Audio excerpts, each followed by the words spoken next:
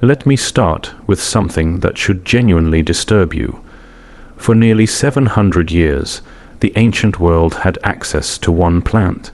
Just one, and emperors, generals, physicians, and traders all described it the same way.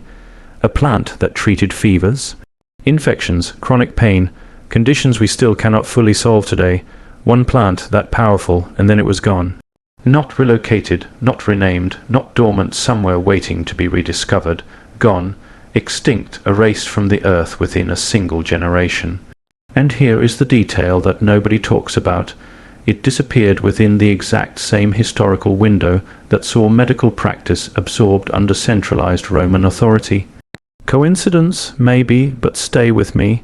The official explanation is simple: overgrazing, agricultural mismanagement. The predictable consequence of unchecked demand: clean, tidy, convenient. But the deeper I went into what this plant actually was, what it treated, who controlled it, who documented it, and most critically, who did not, the more that explanation began to feel not just incomplete, it began to feel carefully incomplete. So Silphium, Ferula tingatana, or possibly a closely related species from the giant fennel family. Botanists still argue it grew in a narrow coastal strip of what is now northeastern Libya, in the ancient Greek colony of Cyrene. And here is the first thing that should stop you cold. It grew only there, nowhere else in the world. A plant of extraordinary medical and culinary value existed in precisely one location on Earth. Ask yourself something. Does that feel like coincidence, or does that feel like something else? The Greeks called it the gift of Apollo. Hippocrates, the father of medicine, referenced it directly. Dioscorides, whose Materia Medica remained the foundational text of European pharmacy for 15 centuries, catalogued it with unmistakable reverence. And Pliny the Elder, Rome's greatest encyclopedist of natural knowledge, mourned its passing with grief he normally reserved for fallen emperors. He wrote that by the 1st century AD, only a single stalk of Silphium had been found anywhere in the world. One stalk, and it was sent to Nero, not to a physician, not to a botanical garden, not to a scholar or an academy. To an emperor. Hold that detail, we are coming back to it. What did Silphium actually treat? This is where the ancient record becomes both extraordinary and deeply suspicious. Fevers, infections, sore throats, digestive disorders, skin conditions, menstrual irregularities, chronic pain. Warts, dog bites, scorpion stings. The resin from its stalk, called laser or lazapicium, was described as effective across a range of conditions that reads more like a modern pharmaceutical catalogue than an ancient herb list. And the ancient writers were not vague about this. They were specific, technical, clinical dosages. Preparation methods, recorded outcomes. These were not folk stories, these were medical accounts. And then silence, not a gradual fading, not a scholarly debate about declining efficacy. The references simply stop. The plant vanishes from medical literature at almost exactly the same moment it vanishes from physical existence. And what arrests me most is not the disappearance itself. It is how uniform that disappearance was. Across cultures, across languages, across centuries of accumulated knowledge, the therapeutic record of Silphium does not fade. It cuts off. That is not how knowledge dies naturally. That is how knowledge gets removed. The ancient world was not careless with botanical information. The Egyptians maintained detailed medical papyri. The Greeks had professional root cutters, rhizotomists, specialists who spent entire lives studying medicinal plants. The Romans built pharmaceutical and agricultural traditions that survived in various forms for 1,000 years after the fall of the Western Empire. And yet the precise therapeutic knowledge of the single most celebrated medicinal plant in all of classical antiquity was never definitively preserved in any reproducible form. Not in Alexandria, not in Rome, not in Byzantium, which preserved enormous volumes of classical knowledge straight through the medieval period. That is not negligence, that is a pattern. And here is what made this investigation shift from curiosity to something more urgent for me. Because Silphium is not alone, the more I examined the history of lost botanical medicine, the more clearly I began to see what I can only describe as a template. A recurring, deliberate template, a valuable plant or compound with broad spectrum therapeutic applications, achieves widespread use across a civilization. Respected authorities document it carefully, and then, within a compressed historical time frame, the plant disappears. The documentation fragments, the preparation knowledge is lost, and the medical tradition that relied upon it is either absorbed into a more centralized system or abandoned entirely. Watch the pattern repeat. Thuriac, the great antidote of antiquity, its complete formula contained anywhere from 40 to over 80 ingredients. The recipes varied so dramatically between sources that historians today cannot reconstruct a single definitive version. Used by Roman emperors as a universal remedy, its knowledge fragmented so completely after the classical period that the compound became more legend than medicine.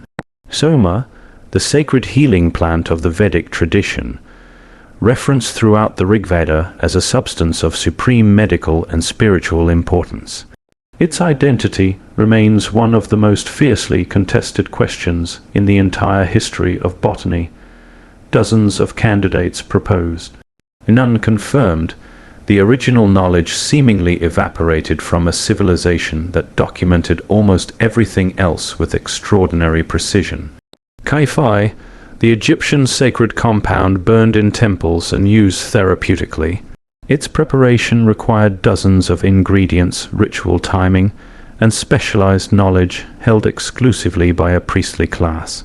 When the Egyptian temple traditions were suppressed, that knowledge went with them. Ingredient lists survived. Functional preparation methods did not one plant, not one culture, not one accident, the same pattern. Different civilizations, different centuries, different contexts, repeating with unsettling precision.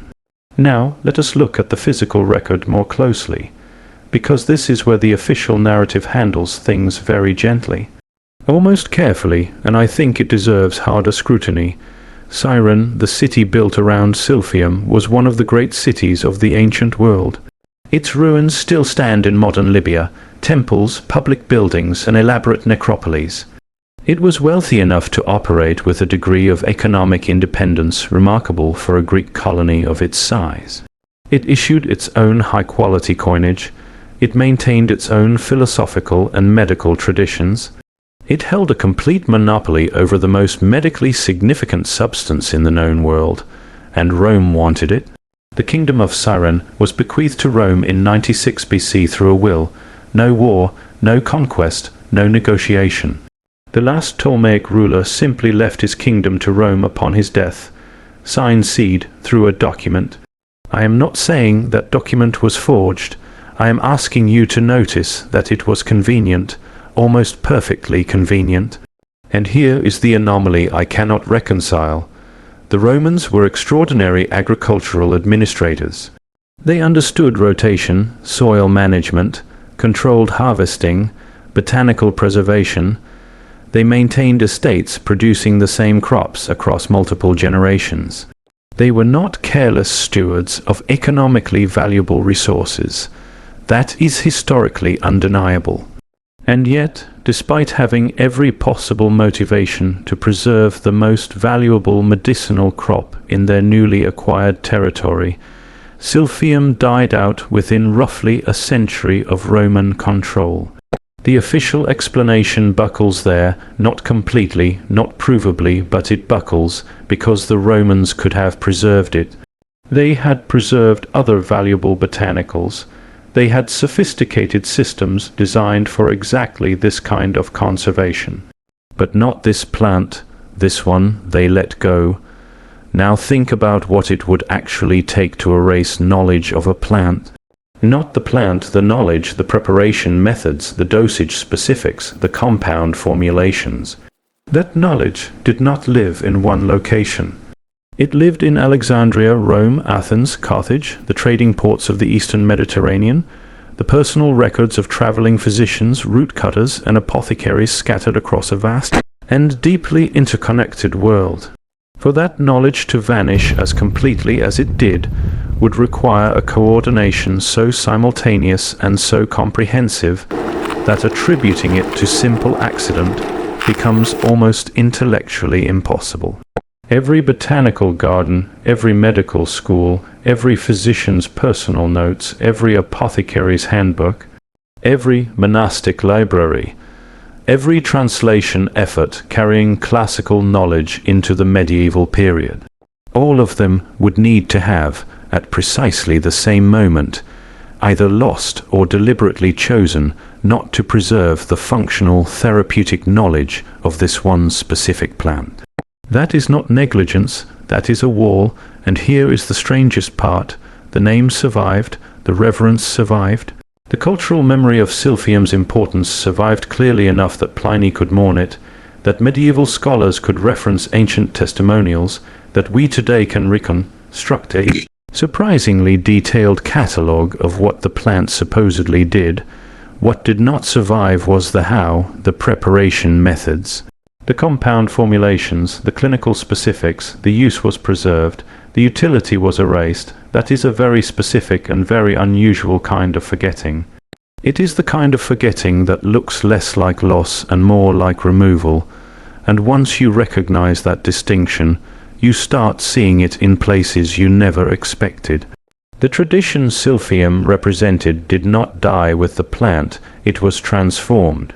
What had been a broadly accessible, trade-based system of botanical medicine, where the healing substance was a physical plant available to merchants, physicians, and private citizens across the Mediterranean, became over the following centuries something increasingly esoteric, increasingly fragmented, increasingly dependent on restricted, specialized knowledge that ordinary people could not access without permission from an institution. The great alchemical texts that emerged from Alexandria in the early centuries of the Common Era are filled with the language of loss.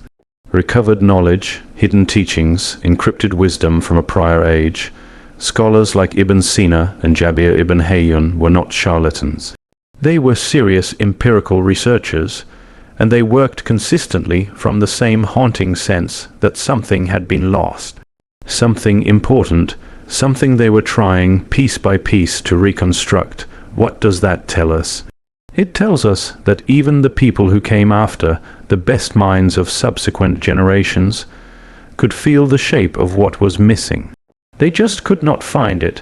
What eventually filled the space is worth examining. When a system disappears, something always moves into the vacuum. And the nature of what moves in reveals something about the nature of what was displaced. After Silphium, after the fracturing of the classical botanical tradition, after the encoding and restriction of alchemical knowledge, what emerged slowly, and then with gathering force, was a medical system organized around scarcity, proprietary formulations, credentialed practitioners whose authority derived not from independent mastery of natural knowledge, but from institutional certification. Around control, I am not saying that is entirely bad. Regulation and standardization have genuine value. Medicine made real advances under systematized practice, but I am asking what was traded. What exactly was exchanged when the world moved from healing knowledge that was decentralized, accessible, and documented across competing independent traditions, to healing knowledge that is fragmented, credentialed, and controlled, and I am asking whether that trade happened entirely by accident, whether the specific, targeted, and remarkably comprehensive erasure of the most powerful nodes of decentralized healing knowledge, Silphium, Soma, Thuriac, Kaifai, the great compound formulations of the ancient world, whether all of that represents a series of unrelated accidents, or something that was, in some form, guided. Not by any single hand, not by any single institution I can name, but guided. Now let me return one final time to that coin. The silver tetradrachm of Cyrene, On one face, a portrait of the ruling figure, the stamp of political authority. On the other face, the Silphium plant rendered in precise botanical detail, the heart-shaped seed at its crown. For the Cyrenians, those two images were equivalent: political power and healing power, the two faces of a single coin, literally and philosophically. When Rome absorbed Cyrene, the Silphium coins disappeared from circulation. New coins appeared carrying Roman authority, Roman iconography, Roman power. The plant was replaced by the portrait. Healing was absorbed by the state. And that coin, that ancient symbol of the equivalence between sovereignty and medicine, became like the plant itself. A relic, a curiosity sent to emperors, a beautiful artifact from a world that no longer existed. I do not know what Silphium could have done. None of us do. The biochemistry is gone, the clinical record is gone, the plant itself is gone, but I know that something extraordinary existed. Something the ancient world recognized clearly enough to put on money, to write about in its most important books, to grieve with genuine anguish. I know its loss was remarkably complete. I know the knowledge of its use vanished with a thoroughness that far exceeds what simple neglect or natural extinction would produce. And I know the pattern does not begin and does not end with Silphium, so here is the question I leave you with. Not an accusation, not a conclusion, a question. What if the most important things that were lost were not the buildings, not the art, not the philosophy and recorded history, but the practical knowledge, the knowledge of how to heal? What if those losses were not the collateral damage of time and chaos?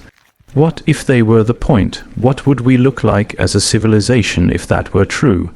How would we look different from how we look right now? And the question I find most haunting of all, the one I keep returning to after all the research is closed, and every anomaly is noted and nothing is resolved. If someone found Silphium tomorrow, growing in some sheltered valley above the Libyan coast where the goats never reach, surviving against all odds, would we know what to do with it? Or would that knowledge too be gone?